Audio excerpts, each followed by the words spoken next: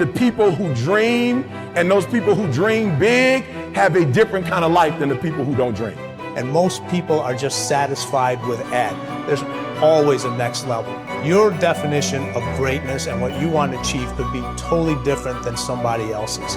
You know, we always say, no one wants to be first, okay, because they're afraid of the consequences that come with doing something first. If you're not getting the results you want from your dream, then examine your motivation. Give yourself something to work towards constantly. Take charge of your emotions. Don't let someone else choose them for you. If you're not going to do everything that is necessary to get where you want to be in your life, why even bother? Sounds harsh, doesn't it? Makes you wonder, why am I saying exactly what I just said? Because the time is now for you to recognize that there is no time to be feeling pity about your discussions and what it is that you having inside yourself. You have got to have a different type of conversation within yourself and stop doing the word can't and stop doing the word try. Dreams will remind you that even if the situation isn't temporary, dreams still give you a purpose to live a bigger life despite what you're dealing with. Because they will help you move through the chapter of the life that you're in more powerfully, more grounded, and more fulfilled. Now, believing in yourself is simply an attitude. Believing in yourself is a choice. You have to choose to believe that you can do anything you set your mind to. Anything at all. Because, in fact, you can. Those who succeed don't believe in limits. They study until they understand. They don't give up when they experience doubt. They don't give up when it's hard. They do not give up, full stop. They keep working hard, even if they've been rejected. They keep at it. They keep searching for new opportunities. That's exactly how you have to be. Life is hard, and you'll never get far if you limit yourself in anything you do. Stop wasting your time making excuses and blaming other people. You need to set goals and pursue them, but you gotta set goals and create pressure and get some support until you get there. And the worst thing you can do is let yourself off the hook. And that's what excuses do. You let yourself off the hook. When you set a goal, when you have a dream, when you have a vision, don't you ever let yourself off the hook. And start now. Start believing, start dreaming, and create the life and the person that you really want to see. Most people go through life never discovering what their talents are. Most people never develop their talents. They have skills and abilities, but if you don't nurture them, if you don't develop them, they will never serve you. Your gifts can take you many places if you develop your gifts. Most of us don't like to do those things that come easy to us. I've always loved to talk to people. I decided, taking this advice, to develop my skills as a speaker. And my gift has developed and it's taken me many places. You have something that you brought to the universe. And that if you decide that my life deserves my developing this, what I do well, and becoming the best at it, and mastering myself, and seeing what I have within me, if you decide to drop your buckets where you are and develop your gifts, I grant you, you'll never ever be without. I grant you that your gifts will take you places that will literally amaze you. I grant you that if you begin to work to develop your gifts, you'll develop a strong sense of happiness. You'll get a larger vision of yourself, because part of beginning to get a larger vision of yourself, all of us need some area of our lives where we can have a feeling of competence. That people know when they think about this area, that's something you do. That you eat and sleep that. And that you do that. You do that. And people know it. And you know it, and you know that you know this. If you don't know anything else, you know this. Can you tell I know what I'm doing? Oh, hell no. You know this. So you've got to work on it.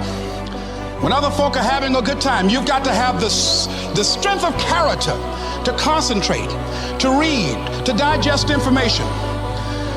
If you decide in any particular area that you're concerned about, to make a conscious, deliberate, determined effort to read one book a month in that area, in 5 years, you'll be among the top 5% experts in the world. I read a minimum of 2 books a week. The average American reads only 1 book a year.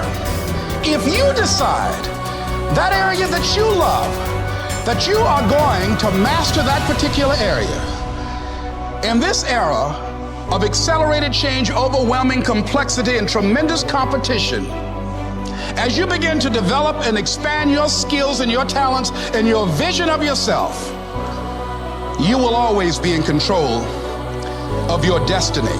It is in the nature of things that some people will be more successful and happier than others. Some people will make more money, have better lives, enjoy greater fulfillment and satisfaction, have happier relationships, and contribute more to their communities. Others will not. The most important single quality that you can develop in a time of rapid change is the quality of flexibility. The opposite of flexible thinking is fixed or mechanical thinking. The opposite of approaching life with an open mind is to react automatically and predictably in every situation. The opposite of flexibility is an unwillingness to change in the face of new information or circumstances. The quality of flexibility is therefore essential if you want to do and have more than the average person. Today, perhaps the most important factor affecting your life is the speed of change.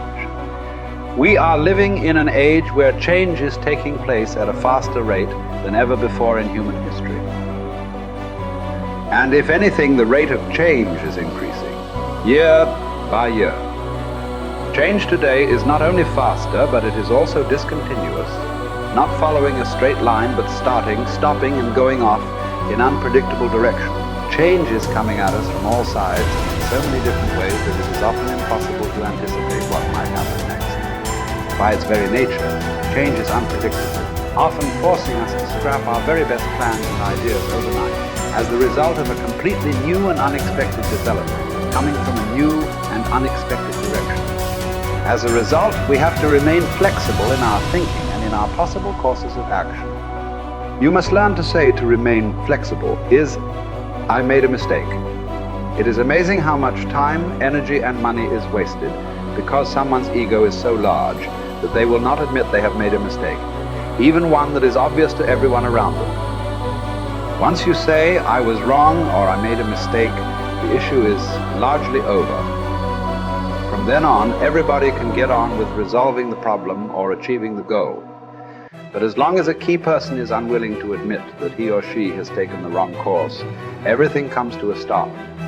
We have seen this repeatedly in national politics, where the failure of a single person to admit a mistake or blunder has led to tremendous waste of time and energy for everyone involved, and often for the entire nation. Here is the most important rule of flexibility. Be clear about your goal, but be flexible about the process of achieving it.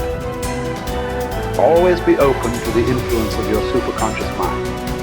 Remain sensitive to the possibility of serendipitous and synchronous events. Be open to ideas, inspirations, and inputs from other people. In the New Testament, Jesus said, "You must become like a little child if you would enter into the kingdom of heaven." One interpretation of these words is that you must remain open-minded, flexible, calm, confident, and curious if you want to be able to recognize new opportunities and possibilities as they open up around you on your journey toward your goal. Resolve to remain flexible and open no matter what happens. Remember, there is almost always a better way to accomplish any task or to achieve any goal.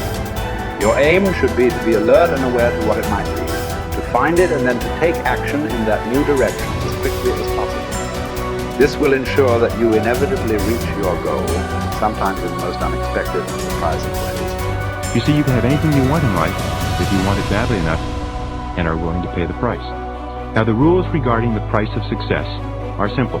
There's just 2 of them. Number 1 is you always have to pay full price for success. And number 2 is you always have to pay in advance.